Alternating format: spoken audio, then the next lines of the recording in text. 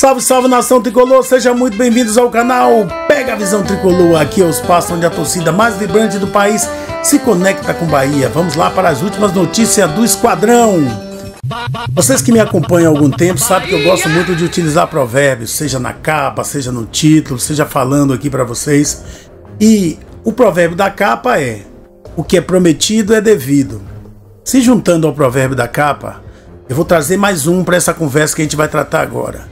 Diz-me com quem andas, que eu te direi quem és.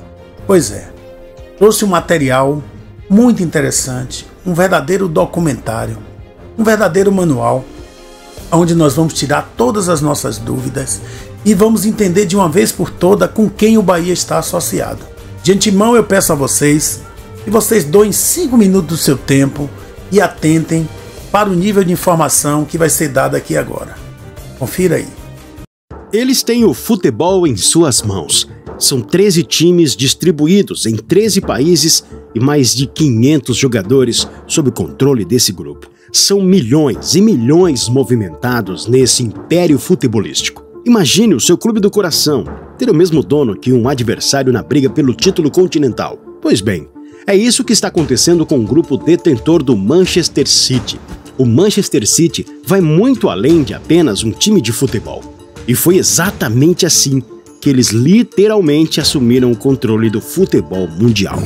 O grupo de futebol do City, pertencente aos sheiks dos Emirados Árabes, é avaliado em mais de 25 bilhões de reais. Em 2008, começou sua trajetória no mundo do futebol ao adquirir o Manchester City, com o objetivo principal de dominar o futebol europeu. Com mais de 1 bilhão de euros investidos em transferências e na contratação dos melhores jogadores e treinadores, rendeu ao City impressionantes 19 troféus. Eles investiram tão pesadamente no Manchester City, a tal ponto do fair play financeiro, a regulamentação que controla os gastos do futebol, não conseguir controlar o grande poder aquisitivo do clube inglês. Após o notável sucesso na aquisição do Manchester City, o grupo anunciou Ferran Soriano, ex-vice-presidente do Barcelona, como CEO do clube.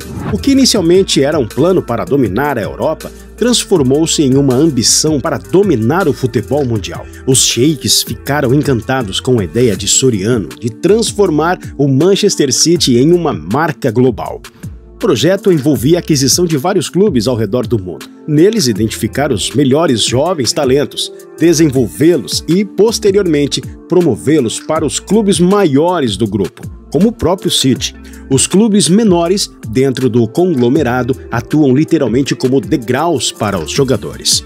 Soriano assumiu o Manchester City em 1º de setembro de 2012. 2 dias depois, chegou a Nova York para criar um novo clube de futebol. Isso significou pagar 100 milhões de dólares para uma vaga na MLS. Eles estavam apenas começando.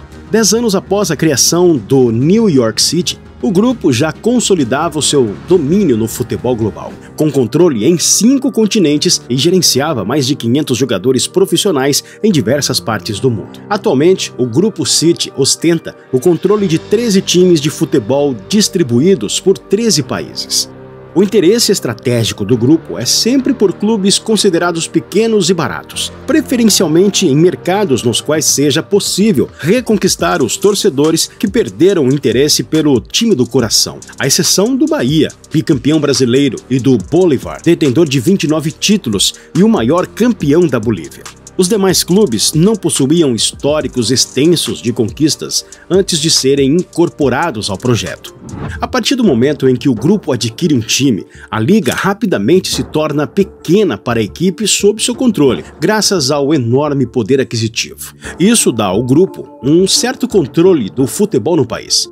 Não há jogadores, treinadores caros para eles, o que explica os resultados imediatos alcançados. Exemplificando, o Melbourne conquistou o campeonato australiano uma vez e a Premiership do país teve 3 vezes nos últimos 3 anos após sua integração ao Grupo City. Yokohama encerrou uma seca de 15 anos ao vencer o campeonato japonês em 2019 e repetiu o feito desde então. O New York City venceu a MLS. O Mumbai conquistou a dobradinha na primeira divisão indiana em seu primeiro ano sob o controle do grupo. culminando no título da Liga na temporada passada, com uma das exibições mais dominantes na história da Liga indiana. E por fim, após 15 anos desde a aquisição pelo grupo, o Manchester City conquistou a Liga dos Campeões. É impressionante notar que 8 das 13 equipes atuais do grupo conquistaram pelo menos um grande título na temporada passada.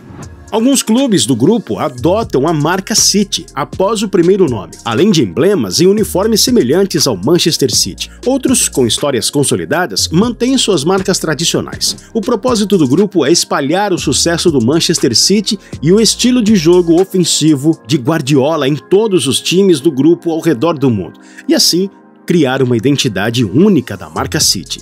Entregar um estilo de jogo ofensivo que dá prazer de assistir é uma identidade que adotamos em todos os nossos clubes. O objetivo é jogar no estilo ofensivo do Manchester City, afirmou um diretor do grupo. Além disso, em 2021, o grupo expandiu sua presença para o mercado sul-americano, adquirindo o Bolívar. Um ano depois, se consolidou ainda mais ao adquirir o Bahia. Essa estratégia demonstra uma abordagem genial, proporcionando ao grupo uma ligação direta com um dos mercados mais promissores do futebol. O Manchester City transferiu, desde 2013, 19 jogadores para o Melbourne, 16 para o Girona e 4 para o New York City. Essa é a ideia do grupo, fortalecer seus respectivos times utilizando seus próprios jogadores. O profissional responsável por esse projeto foi inicialmente chamado de louco ao apresentá-lo a outros clubes. No entanto, hoje ele é a mente por trás do sucesso do grupo e do Manchester City, e nada disso seria possível sem ele. Soriano foi um dos profissionais que orquestrou todo esse projeto. Ele chegou a apresentar a ideia aos dirigentes do Barcelona, mas eles consideraram ser uma proposta louca e a rejeitaram. Se eu tivesse apresentado essa ideia ao Real Madrid, a resposta seria: você está louco. E foi isso que realmente aconteceu em Barcelona, revelou Ferran Soriano. Essa era uma ideia que ele sustentava há mais de 12 anos, quando ainda era vice-presidente do Barcelona. É tudo muito bem planejado, e não é por acaso que consolidaram o objetivo de ter clubes nos 3 países mais populosos do mundo: China, Índia e Estados Unidos. Esses mercados não apenas possuem economias fortes, mas também possuem as tecnologias mais avançadas do mundo. A estratégia é explorar ao máximo as tecnologias de ponta exclusivas desses países, garantindo assim o compartilhamento de conteúdos de treinos, dados de performance em jogos e métodos de recuperação de lesões, e repassar essas tecnologias para todos os times do grupo. Com os times presentes nesses países, o acesso a essas tecnologias será facilitado. Tá aí, né? Bastante informações nesse material. Uma das coisas que nos chama muito a atenção em relação à engrenagem do City é que o treinador ele tem um papel fundamental. Vou pegar essa deixa aí e trazer aqui para nossa realidade, trazendo uma das perguntas que foi feita pelo Futebol SA ao Cadu Santoro, representante do City aqui no Brasil, a respeito quais as principais características para se escolher um treinador. Veja aí o que ele respondeu. Que características um técnico deve ter para fazer parte do grupo? Quando você pensa num técnico, você pensa em quê?